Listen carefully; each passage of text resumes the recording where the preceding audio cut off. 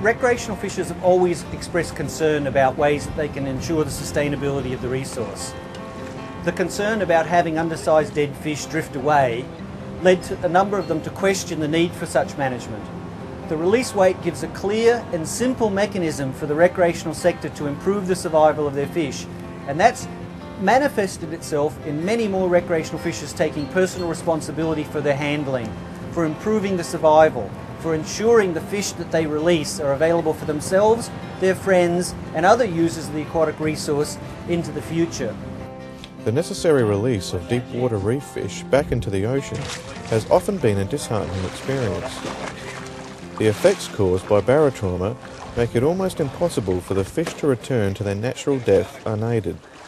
Barotrauma is a result of the expansion of gases in the swim bladder and other organs of the fish when they do not have enough time to adjust to the rapid changes in water pressure as they are rapidly pulled to the surface. You can see the effects of barotrauma in the form of an inflated abdomen, bulging eyes, stomach protruding from the mouth, and distended intestines. Although it seems fatal, the fish can and does recover from barotrauma by promptly returning to its natural depth. A concerned recreational fisherman named Gary Lilly was so upset by the fish's demise, he invented a release weight in an effort to drastically reduce the fatality rate. He thought the simple idea to get a fish down to the depth it was caught at would improve its survival. So he made up a sinker and put a small hook on it and started dropping fish down to the bottom, and it seemed to make a big difference. So Gary Lilly approached Recfishwest, and he approached the Australian National Sports Fishing Association to try and get this release weight put into commercial production. We approached Healthway and were able to get funding for a mould, and Hills Mako Tackle originally agreed to produce these sinkers. The company agreed to subsidise the cost so that recreational fishers wouldn't have a high price to act as an impediment for the release. Recfishwest was also able to obtain funding from the Fisheries Research and Development Corporation through the Department of Fisheries and Murdoch University to test the survival rates of fish released the traditional way, which is chucking them back over the side, by venting them or releasing the gas in their swim bladders, or by using the release weight. And I'm extremely pleased to be able to report the results of those findings showed that for West Australian jewfish, there is a massive benefit from using a release weight.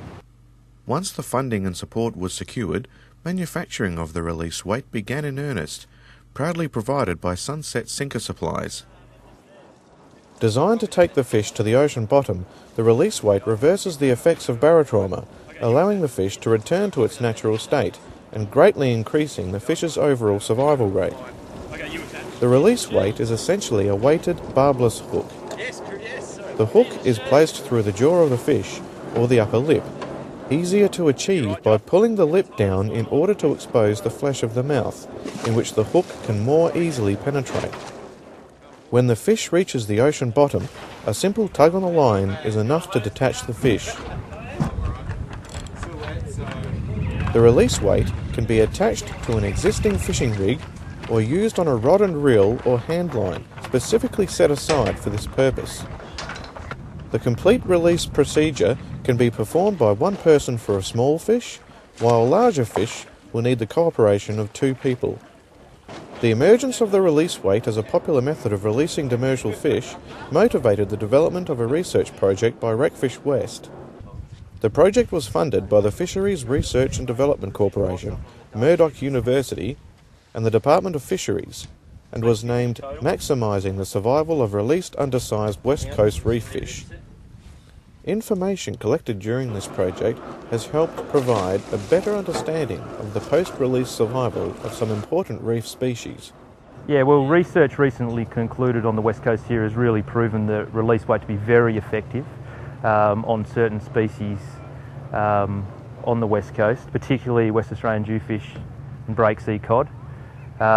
Recapture rates show that fish subjected to that method of release have a much greater chance of survival, up to sort of 2 to 3 times greater chance of survival. The recapture rates of jewfish fall dramatically, from a high of up to 18% in shallow waters less than 30 metres to below 2% between 60 to 69 metres.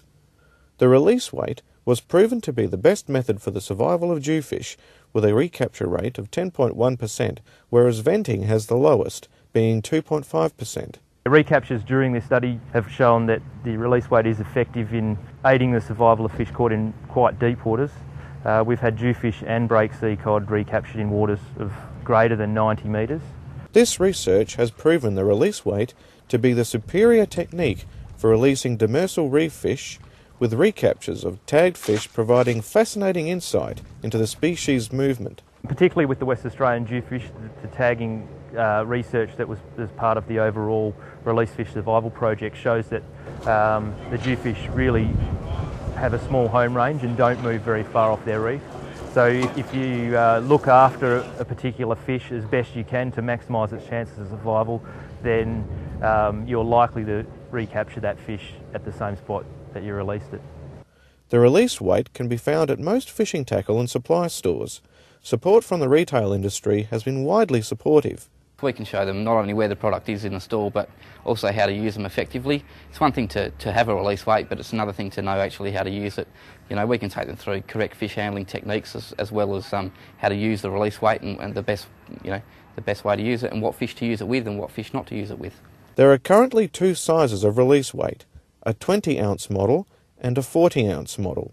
The 40-ounce model, obviously for your bigger fish, the bigger the fish, the bigger release weight you need. I suggest the 20-ounce model. We kind of suggest only use them into depth of about 30 metres or so. Anything more than that, go the 40-ounce model. It just gets the fish down a lot quicker. Any fish bigger than, say, 6 or 8 kilos, definitely use the 40-ounce model. 1 out of 100 anglers might have known about release weights 4 or 5 years ago, but these days quite a few people are coming in, and even if they don't use them themselves, at least they know about them and know what they're used for, and are getting the message about handling techniques and the need to release these demersal fish. In a relatively short space of time of 3 to 5 years since the introduction of the release weight, the attitudes towards releasing deep water reef fish have improved dramatically. And a lot of the credit for that has to go to the original inventors of the release weight, and for those people who've promoted its use amongst the wider angling community. So from the efforts of a single concerned individual leading to the invention of the release weight, recreational fishers have now been able to make a tangible difference to the survival of the released fish and to the future of the sport they love.